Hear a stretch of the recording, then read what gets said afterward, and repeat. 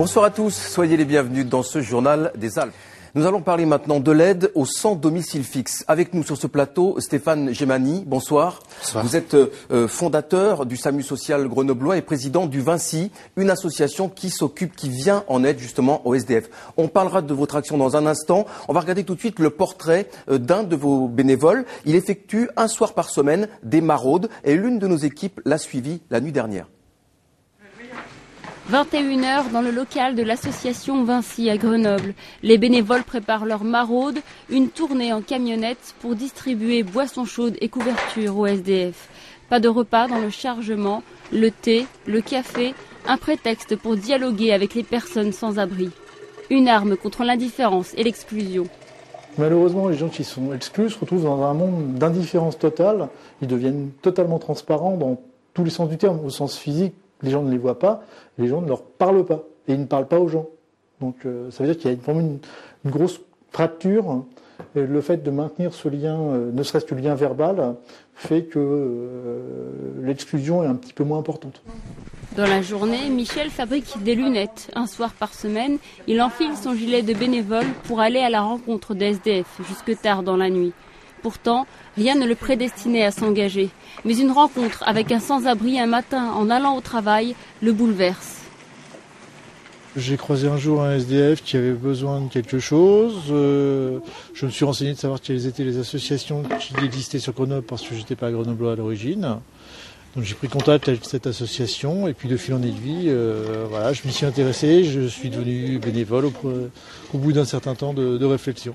Après la journée de travail, on va changer de tenue, on prépare le matériel pour la maraude et on va partir.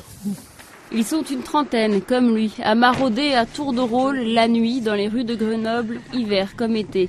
Leur itinéraire se fait selon les signalements, les personnes repérées au hasard et les habitués. François en fait partie, à la rue seul avec son chien, bavardé autour d'un thé, un échange banal, mais pour lui, un moment précieux. Ça fait 2 mois que je connais les bénévoles de Vinci. Des fois, j'ai pas trop le moral, ça me fait plaisir de parler avec quelqu'un. Des fois, j'ai parlé à personne pendant 2-3 jours quand ils arrivent. Et ça vous fait du bien?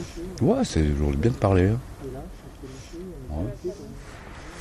Bénévole depuis 10 ans, Michel regrette de croiser certains regards depuis trop longtemps.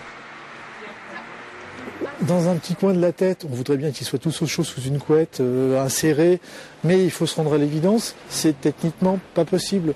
Vous prenez quelqu'un qui a 10 ans d'existence dans la rue, vous ne pouvez pas le mettre dans un appartement avec une vie classique comme un personnage qui est intégré à la société. L'hiver dernier, les bénévoles de l'association ont rencontré plus de 15 000 sans-abri. L'afflux massif de demandeurs d'asile à Grenoble a fait exploser les compteurs. Aujourd'hui, Vinci doit recruter des bénévoles pour continuer sa mission. Et oui, il faut recruter des bénévoles. Stéphane Gemani, on l'a vu, le rôle de ces bénévoles est vraiment essentiel. Créer ce dialogue avec ces personnes en difficulté, mais il y a de moins en moins de bénévoles. Depuis 21 ans, si on arrive à tenir, c'est grâce aux bénévoles. C'est grâce à cet investissement citoyen que vous avez pu voir à travers le portrait de Michel. C'est indispensable. Ça permet d'une part, tout simplement de décider. Quand on est bénévole, on interagit sur sa société. On ne fait pas que regarder d'une façon passive. On est vraiment un acteur à part entière. Certes, on agit sur un petit niveau, mais plus on agit à petit niveau, plus ça fait un tout qui est global et qui renforce une action. Et là, véritablement, à l'heure actuelle, votre reportage l'a très bien dit, nous sommes une trentaine de bénévoles alors qu'à l'époque, nous étions 120. Nous avons une action qui est bénélivore quelque part, parce que c'est vrai que nous sommes là tous les soirs, toute l'année, depuis 21 ans, et forcément, ça a usé certaines personnes. Et puis, tout simplement, l'indifférence s'est vraiment installée. C'est que les gens ne regardent plus la misère de la même façon. Elle s'est intégrée dans le paysage. Et quelque part, les gens maintenant n'ont plus cette faculté d'indignation qu'ils avaient au temps jadis, qui faisait qu'elles faisaient le pas vers les associations.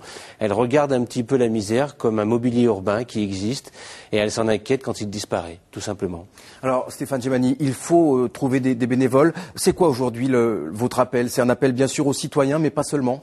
C'est un appel général. Vous savez, il y a les citoyens lambda, la personne qui, ce soir, regarde ce reportage et se dit, effectivement, je peux agir, je peux aider, je peux apporter ma petite pierre à l'édifice.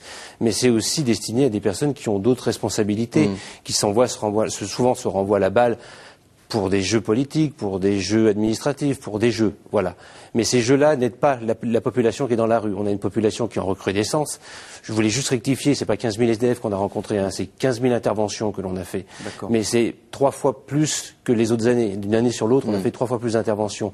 Tout cela mérite que l'on ait de l'hébergement d'urgence, que cela se fasse à un niveau qualitatif, donc petit, intercommunal, ça c'est quelque chose qui est indispensable de façon à ce que non seulement on ait des petites places d'hébergement parce que les grandes structures parfois se déshumanisent et on ne met pas non plus les moyens techniques pour encadrer ces personnes.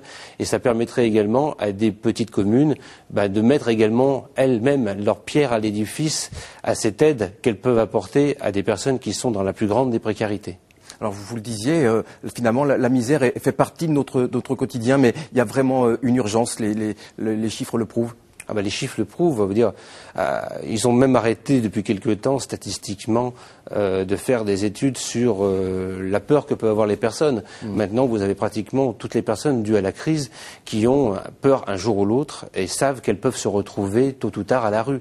Donc c'est quelque chose, c'est une épée de Damoclès qui est au-dessus de toutes nos têtes, malheureusement.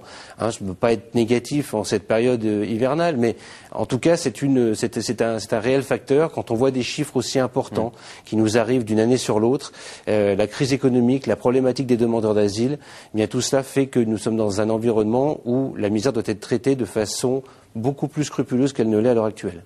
Merci beaucoup en tous les cas Stéphane Gimani d'avoir répondu à nos questions. Je rappelle que vous êtes avec vos bénévoles depuis 21 ans sur Grenoble et que vous venez donc en aide au SDF.